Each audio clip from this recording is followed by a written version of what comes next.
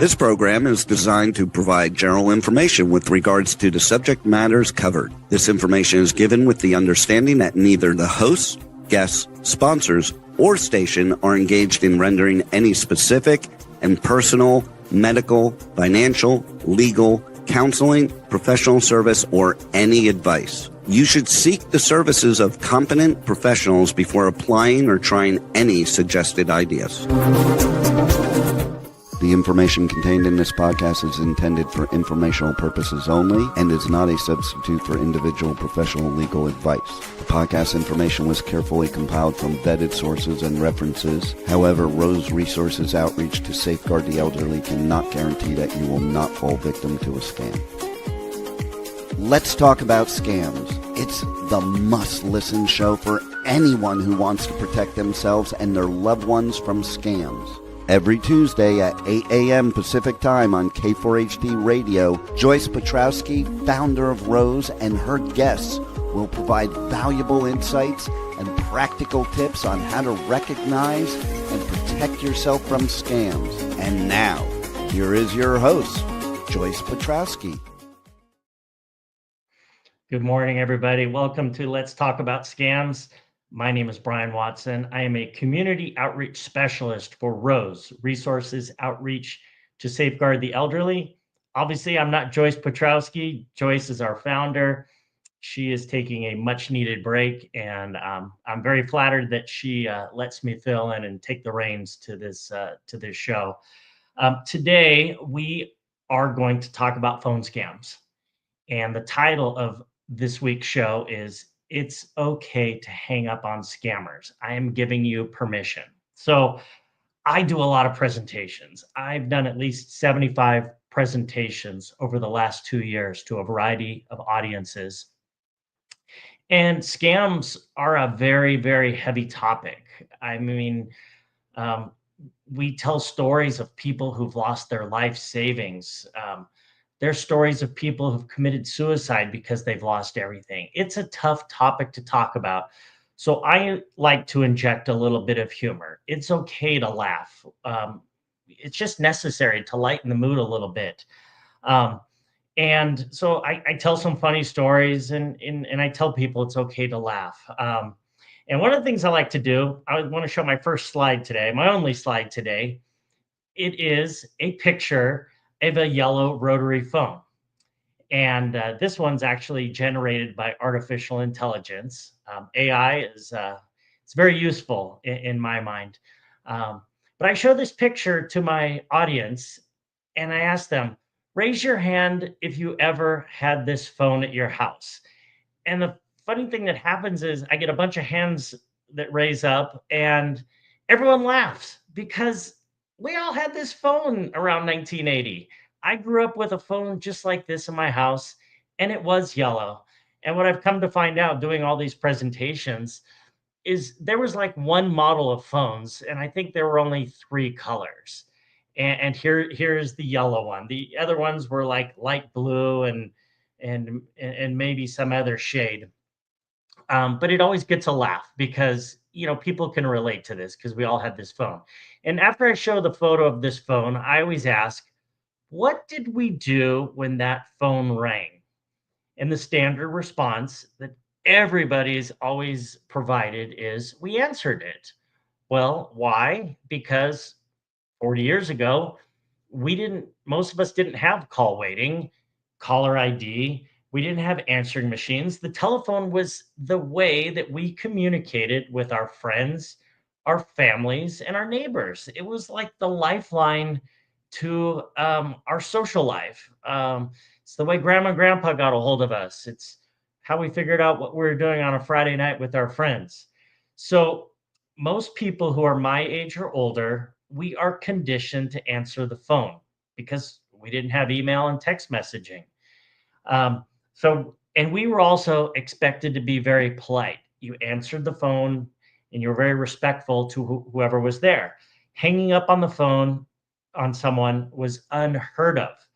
And also back in the 1980s, phone scams weren't very prevalent. In fact, there really were no phone scams. You might get some crank calls here or there, but it's nothing like we're dealing with right now. So today, like I said, we're going to talk about phone scams. And this phone, this rotary phone from 1980-ish, is why many of us get in trouble when it comes to phone scams today.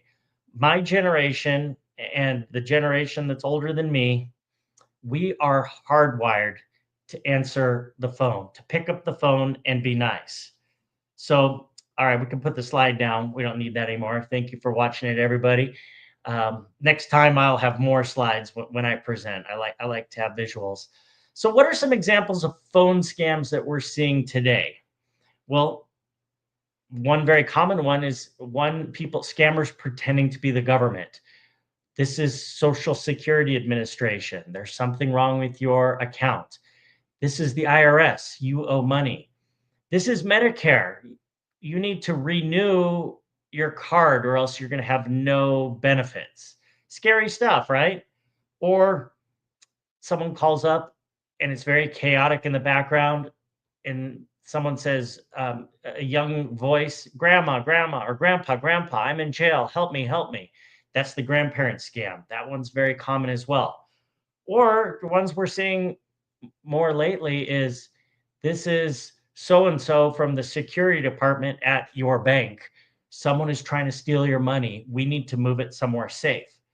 And you instantly panic and believe them. Or this is a computer company and there is a virus on your computer. We need to act quickly or you're going to lose all your files. And the last one I want to mention today is the one you've won a prize call. This is Publishers Clearinghouse Sweepstakes. You've just won our grand prize. How would you like your money? So these are the types of phone scams we're talking about. And the people that call, the scammers that call, are very good. They are not first-time callers. They are sitting in an office somewhere, probably with a lot of other people, using computers and reading scripts off that computer. They're literally just reading. And if the caller says a certain thing, they have a response for it. They have an answer for everything. So here's some advice that we like to give at Rose. In order to not be scammed, we recommend that you screen your phone calls. So what does that mean? That means when the phone rings, and I have my cell phone in front of me here, I look at the caller ID.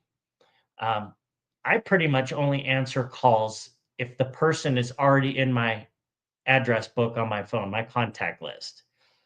And, and if they're not, all my alarms go off and I'm very, very cautious and I'm prepared to hang up. But look at the caller ID, make sure it's someone you know. You can screen the call. That means let it go to voicemail. Okay. If it's legitimate, someone will leave a message.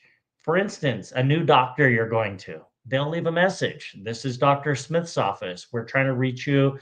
Since we want to schedule an appointment, please call us back at this number. Then you can call them back. That's just the way you do it. Now, if you do answer the phone and you don't like the way it's going, you have a duty to yourself, to your family, to end the call. Scammers are going to lie to you and try to take your money. All you have to do is hit that button that says end call. You don't have to apologize. You just hit that button. And if you can't do that, I'm giving you permission to lie to scammers. Okay. And another funny story is last year I was at a church in Tucson, Arizona, and I started talking about phone scams. And I told everybody, you are allowed to lie. And then it caught my attention real quick that I was in a house of worship. And of course, that got a chuckle. Like I said at the beginning of the show, it's okay to have fun talking scam prevention. It lightens the mood, it relaxes us a little bit. We're still very serious about what we do here and the advice that we provide, but you you can laugh. But yes, I'm giving you permission to lie. You have no obligation to be polite to scammers. They are calling you up and trying to take your life savings. So when I say you can lie to a scammer because you're just too afraid to hang up, what are some examples of lies that I tell people to use? Well, one, you could say, I have friends at the house right now. My friends are over right now. We're doing book club. We're playing cards. We're having dinner. We're having happy hour. I'm too busy right now. I'll call you back later or leave a message. Text me. You can say someone's at the door. My friend, we're bringing over some food or dropping off a shipment that was received that they picked up or something like that. How about this one? I have food in the oven. I don't have time to talk right now. I don't want to burn dinner. Or you can even say, I need to use the restroom. Like everyone understands that one. So those are 4 lies that I just shared with you that you can provide to scammers. The best thing is screen your call. The next thing is if you don't like the way the call is going, just hang up. Just say, I'm sorry, hang up. Bye. No, thank you. And then the third option is if you got in that far and you're afraid to hang up and you're afraid, just you can lie. Okay. Scammers are going to lie to you. You can lie to them. So what I've learned to being in the scam prevention business and the nonprofit world, working for Rose for almost 2 years, doesn't matter how smart you are, how educated you are, where you live, how much money you have. Today's scammers are professional criminals. They are way better at this than you are. This is what they do full time. Okay. It's just not a fair fight. And they're using these scripts that are proven to work. And these scammers sound very professional. Their voices, the background noises, the terminology they use. They have an answer for everything. And every victim that I've met is a very smart person who's just been outwitted by a clever criminal. And that's been one of the biggest surprises. When I started doing these presentations for Rose, I expected to meet some victims, and I really thought the victims were going to be would have some sort of cognitive decline, would not be there. But that has not been the case. Everyone that's been scammed that I know, um, they handle their finances, they pay their own bills, they have a phone, they have a computer, they might have an iPad or a tablet or something like that. They're very active on the internet. They're super smart, but they're just the people that get scammed just engage with the criminals, and you have to disengage. So I have this story I want to share. I do a lot of presentations, and sometimes I do them with other people.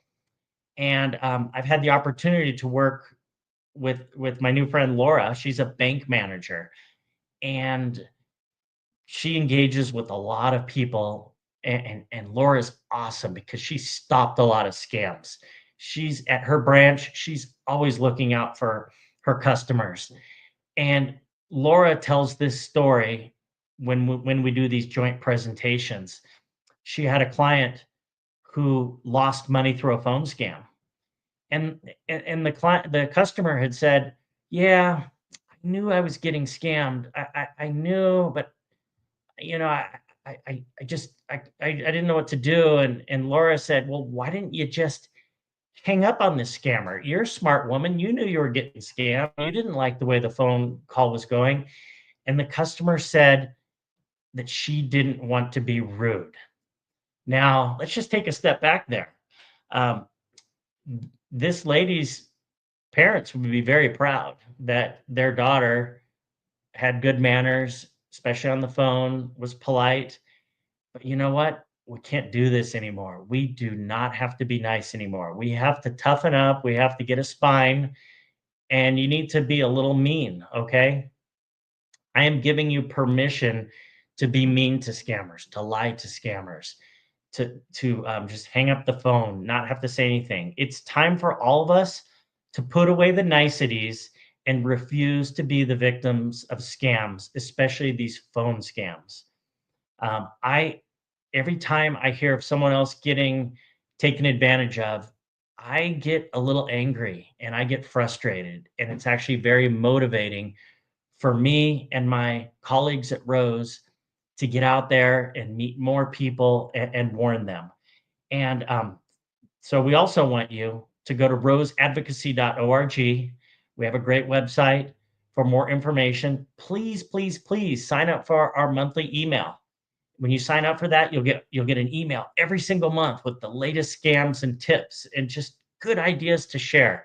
When you get that email, share it with your friends and families and your neighbors. Tell them, hey, you got to be doing something about scam prevention. And then also today's radio show, share this podcast with someone you know. We're keeping it tight here. This is like less than 20 minutes. It's an easy watch, and this is some good advice. Not that I came up with this advice. This is advice everyone shares in the nonprofit world, but it's just good common sense advice. Screen your phone calls, be willing to hang up, be willing to lie, refuse to be a victim. And that's how we're going to stop these scammers. What I've learned, 28 years in law enforcement and 2 years in the nonprofit world, both jobs, I have been doing scam prevention. What I've learned is these scammers aren't going away anytime soon, but we want to frustrate them and dry up their pool of potential victims. All right, everybody, I really appreciate the time you took today to listen to this information. Please, please, please share it with someone else and come back next week. Joyce will be back next week and you get to see her again. But thank you very much. Appreciate it. Have a great day. Thank you for watching. Let's talk about scams. Well, that's all the knowledge for this episode. Tune in every Tuesday at 8 a.m. Pacific Time on K4HD Radio at k4hd.com as Joyce explores a variety of knowledge so you have the power to make scam protection your healthy habit. And until then, feel free to reach out to Joyce and let's talk about scams.